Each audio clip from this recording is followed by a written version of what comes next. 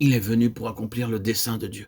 Et tout ce qui est contenu dans la loi et qu'elle exigeait de l'homme, le Seigneur Jésus l'a accompli pour nous, ayant répondu en tout point aux exigences de la nature divine. Paul rappelle dans l'Épître aux Romains, chapitre 3, verset 23, « Tous sont péchés et sont privés de la gloire de Dieu. » Qu'est-ce que la gloire de Dieu? La gloire est l'expression parfaite de la nature de Dieu. Christ est venu pour nous amener à la gloire, à la ressemblance du Fils de Dieu.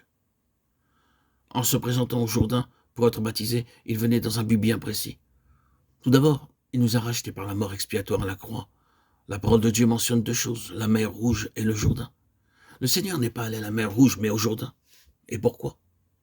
La mer Rouge nous parle du pardon de nos péchés. Tous nos péchés sont au fond de la mer. C'est le côté de la justification par la foi. Mais si notre expérience s'arrête là, nous serons incapables de bâtir et d'édifier avec le Seigneur Jésus-Christ l'Église de Dieu.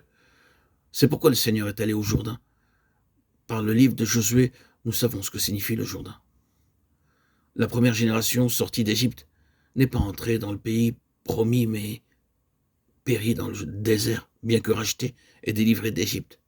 Elle ne fut jamais amenée sur une base céleste à cause de son incrédulité. La base céleste signifie la marche par la foi.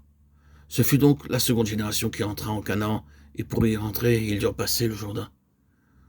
Josué leur ordonna de prendre 12 pierres du milieu du Jourdain, qui seraient placées sur la rive du côté de Canaan, pays de l'héritage. Ensuite, là où reposaient les pieds des sacrificateurs portant l'arche, devaient être dressées 12 pierres. Cet emplacement symbolise la foi. Ces pierres, d'une part, les 12 immergées par l'eau, et d'autre part, les 12 placées sur la rive du Jourdain du côté de Canaan, sont une illustration de notre union avec Christ dans sa mort et sa résurrection. Car Josué nous parle de la puissance du Saint-Esprit en relation avec l'héritage. L'arche typifie Christ mort et ressuscité. Et nous devons nous identifier et entrer expérimentalement dans cette union avec lui. C'est pour cela qu'il est allé au Jourdain, et lorsqu'il fut émergé dans l'eau, nous avons là une image de sa mort sur la croix. Tout cela nous parle de la fin irréversible de l'ancienne création ayant sa vie en elle-même. Selon le verset 16 de Matthieu 3, dès que Jésus eut été baptisé, il sortit de l'eau, et voici les cieux s'ouvrirent, et il vit l'Esprit de Dieu descendre comme une colombe et venir sur lui.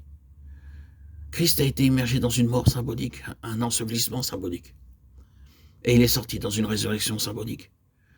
Il n'était plus sous le gouvernement de sa propre vie, mais essentiellement et uniquement sous le contrôle et le gouvernement du Saint-Esprit. Les cieux qui s'ouvrirent parlent de l'onction. Le Saint-Esprit le prit en charge et le conduisit. Ce qui est vrai de lui doit être vrai de chacun de nous.